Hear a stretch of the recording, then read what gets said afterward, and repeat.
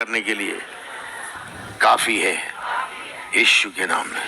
बोलिए आपका अनुग्रह काफी है। आपका धन्यवाद प्रभु, आपका धन्यवाद प्रभु, आपका धन्यवाद। 176वें गणतंत्र दिवस की शुभकामनाएं आप सबको। Happy Republic day. प्रभु आपको आशीष दे।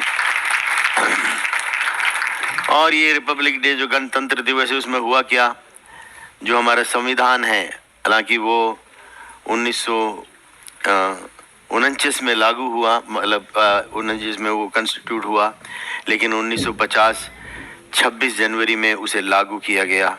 एक हमारा ये जो राष्ट्र है भारत देश, वो एक आशीषित अनुग्रहित देश है और परमेश्वर ने हमको ये सौभाग्य दिया है कि हम इसमें निवास करें। मेरे प्रियो, इस भारत से बाहर जहां भी कहीं मैं गया हूं,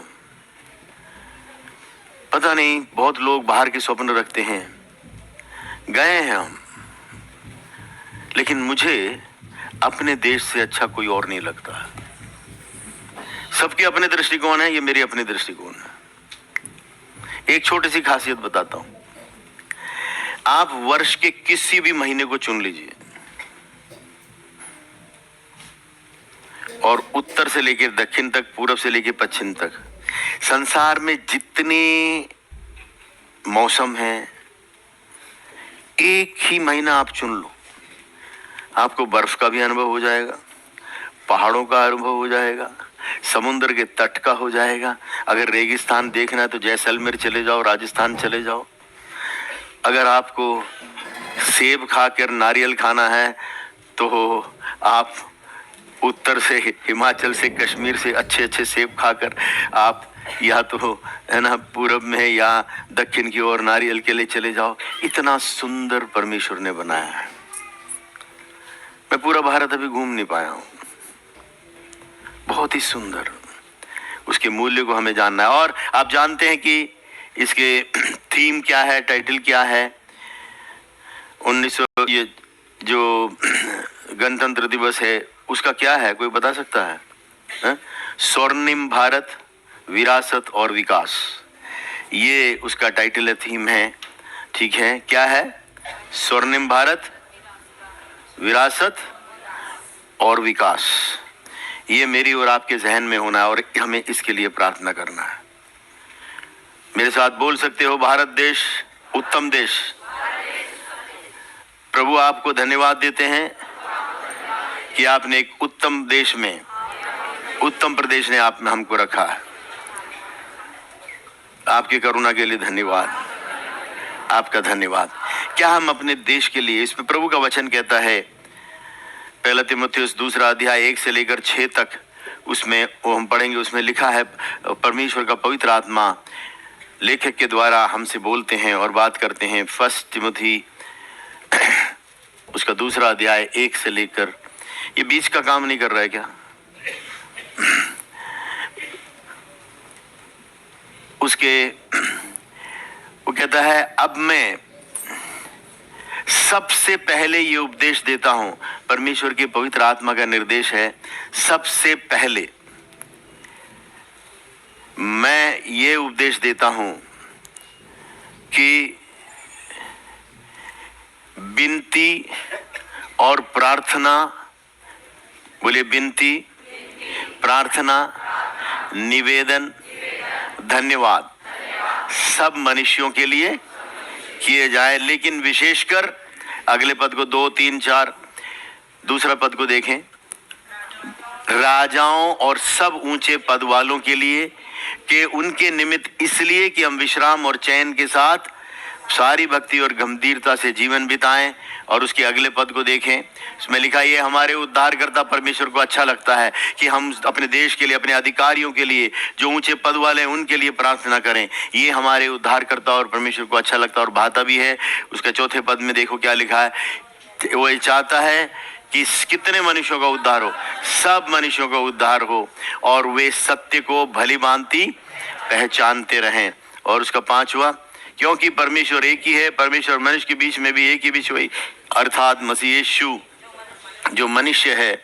और छठे पद में देखो लिखा है, जिसने अपने आप को सबके छुटकारे के दाम पर दे दिया ताकि उसकी गवाही ठीक समय पर दी जाए। हम 1 मिनट अन्य अन्य भाषाओं में अपने देश के लिए, अपने अधिकारियों के लिए हम प्रार्थना करेंगे, बैठे बैठे अपने ऊंचे शब्द में। ओ प्रभु धन्यवाद। रिया दालाबा शिक्षा बारी अमदरा रिविकारा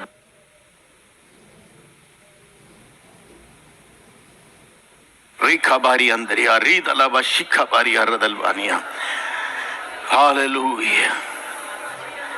एक स्वर्णिम भारत विरासत और विकास की कल्पना अपने मन में करते हुए प्रभु इस उत्तम देश के लिए धन्यवाद देते हैं, महिमा और आदर आपको अर्पित करते हैं। प्रभु जी, जैसे आत्मा में आपके लोग यहाँ प्रार्थना करते हैं, प्रभु इन प्रार्थनाओं को सुनकर हमारे इस देश को प्रभु जी आशीषित और अनुग्रहित कर प्रभु, ताकि आपके नाम की महिमा यहाँ होने पाए। प्रभु एक उत्तम अवस्थाएं हम देखने पाएंगे। हमारे शासकों के लिए, अधिकारियों के लिए, ऊंचे पद में जितने हैं सबों के लिए हम प्रार्थना करते हैं। जितने प्रभु जी सबों के लिए हम प्रार्थना करते हैं। आपके वचन के अनुसरण में पवित्र पिता आज्ञाकारिता में हम अपनी आवाजों को, अपनी विनतियों को आपकी तरफ उठाते हैं। हमारी विनती, हमारी प्रार्थनाएं, निवेदन आपकी ओर हैं प्रभु पिता। हम आपको धन्यवाद देते हैं कि आपका हाथ हमारे देश के ऊपर, एक एक अधिकारियों के ऊपर, ताकि प्रभु जी वो भलाइयाँ जो आप चाहते हैं वो स्थापित कर सकें। प्रभु आपका अनुग्रह होने पाए पिता। ये आपको भाता भी है और ये प्रभु जी ये आपकी इच्छा है। हम इसके लिए आपको धन्यवाद देते हैं। हम प्रभु एक बहुत उत्तमता की अवस्था को देखेंगे प्रभु जी, एक स्वर्णिम अवस्था हम देखेंगे पिता। हम एक विकास को हम देखेंगे, एक बढ़ती को देखेंगे इस प्रभु जी, क्योंकि आपके लोग हमारे बीच में उपस्थित हैं। इसके लिए पिता अपने लोगों के कारण, अपनी प्रार्थनाओं के कारण आप उत्तम उत्तम अवस्थाओं को प्रदान करेंगे प्रभु। हमारे दृष्टिकोणों को खोलेंगे ताकि हम अपने प्रभु जी शासकों का और प्रभु अधिकारियों का हम आदर कर सकें और आपकी आज्ञाकारिता में हम चल सकें। हम अपने जीवन के अंदर, परिवार में, प्रभु देश के अंदर आपके प्रभु जी उन भलाइयों को, उन्नति अवस्थाओं को हम देखने पाएंगे। सारी महिमा हम आपको देते हैं, यीशु के नाम से मांगते हैं और सबने कहा ऐसा ही हो। बोलो हमारा देश विकसित देश, उत्तम देश। परमेश्वर ने हमको इस उत्तमता की अवस्था में रखा है और हम अपने देश को आशीषित करते हैं। यीशु के नाम में ऐसा ही हो। सुप्रीम, एक और बार आप सबों का स्वागत है। परमेश्वर आप सबों को आशीष दे। और इस महीने में जो हमारा एक विषय है वो है अपना सबसे उत्तम भाग परमेश्वर को देना, परमेश्वर को अर्पित करना और स्वर्ग का अनुभव कहाँ? पृथ्वी पर। हमारे व्यक्तिगत जीवनों में, परिवार जीवनों में, हर एक विषय के अंदर उस स्वर्गीय अनुभव को हम देखने पाएंगे। जब हम प्रार्थना करते हैं हम उसके उत्तरों की कल्पना करें। मेरे प्रियो, जो हम प्रार्थना करते हैं वही हमारी कल्पना हो, क्योंकि जो इमेजिनेशन है, कल्पना है, वही आत्मा की भाषा है। हम अपने विषय में वापस आते हैं, अपना सबसे श्रेष्ठ और उत्तम भाग परमेश्वर को देने का। दूसरे तीमुथियुस 2:15 में पौलुस प्रेरित अपने चहेते उस पुत्र जो तीमुथियुस से लिखता है, अपने आप को परमेश्वर का ग्रहण योग्य और ऐसा काम करने वाला ठहराने का प्रयत्न कर। यानी लिखा है कि अपना सबसे उत्तम देने के लिए क्या कर? प्रयत्न कर। तो अगर हमें बेस्ट अर्पित करना है, हमें एक महानता की ओर बढ़ना है, अगर आपको एक उत्तमता को देखना है, तो याद रखना आराम से नहीं होगा, ढिलाई से नहीं होगा। उसमें परिश्रम चाहिए, उसमें लगन चाहिए, उसमें हो सकता है हमें कठिनाइयों को झेलना पड़े। मेरे प्रियो, पौलुस फिर से एक उदाहरण देता है इसी दूसरी तीमुथियुस के लिखे पत्री उसके 3 अध्याय के अंदर। उसके दूसरे अध्याय में ही 3 से लेकर 7 तक, दूसरे तीमुथियुस 2 अध्याय 3 से लेकर 7 तक, वो 3 इलस्ट्रेशंस, 3 दृष्टांत, 3 उदाहरणों को देता है।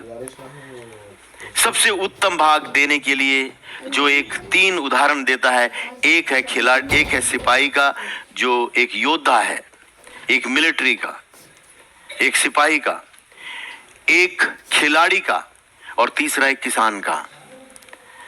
मेरे प्रियो, इन तीनों के अंदर कुछ बातें, कुछ तो बिल्कुल कॉमन है, एक दूसरे से मिलती हैं। तो एक परमेश्वर का संतान जो अपना बेस्ट परमेश्वर को अर्पित करने देना चाहता, पौलुस ने अपना बेस्ट दिया। एक समय था वो धोखे में था, वो अंधा था, वो अपने रीति रिवाजों के अंदर फंसा हुआ था। हाँ, प्रभु के लोगों को उसने सताया, बहुत सब ऐसे ऐसे कार्य हुए, लेकिन वो अज्ञान था, ईश्वरीय वास्तविकताओं से अज्ञान था। एक दिन मैं और आप भी अज्ञान थे, लेकिन एक दिन मेरी और आपकी आंखें खुल गई और एक दिन वो सत्य का आत्मा, जो पवित्र आत्मा ईश्वरीय संदेश को, प्रभु यीशु की पहचान को उसने मेरी और आपसे करा दिया। और मैंने और आपने उसको पुकार कर बोला, हे प्रभु, आज से आप मेरे प्रभु और स्वामी, मेरे हृदय के सिंहासन पर निवास कर और मेरा संचालन कर। पौलुस कहता है ये तो आरंभ है। प्रयत्न क्या है? अपना सबसे उत्तम भाग परमेश्वर को देने का। मुझे बताइए, जिससे आप सबसे अधिक प्रेम करते हैं, आप उसे जूठन इधर उधर रखा हुआ जिसकी कोई कीमत ना हो वो लेकर जाते हैं? नहीं, अपना सबसे उत्तम भाग। वो प्रभु है जो हमारे सबसे उत्तम भाग के योग्य है। अपने पड़ोसी से कह दीजिए, वो प्रभु, मेरा रचने वाला, मेरे सबसे उत्तम भाग का वो योग्य है। He is worthy of our best। देखते हैं वो क्या कहना चाहता है एक सिपाही के विषय में। मेरे प्रियो, वो कहता है, मसीह यीशु के एक अच्छे योद्धे के समान मेरे साथ दुख उठा।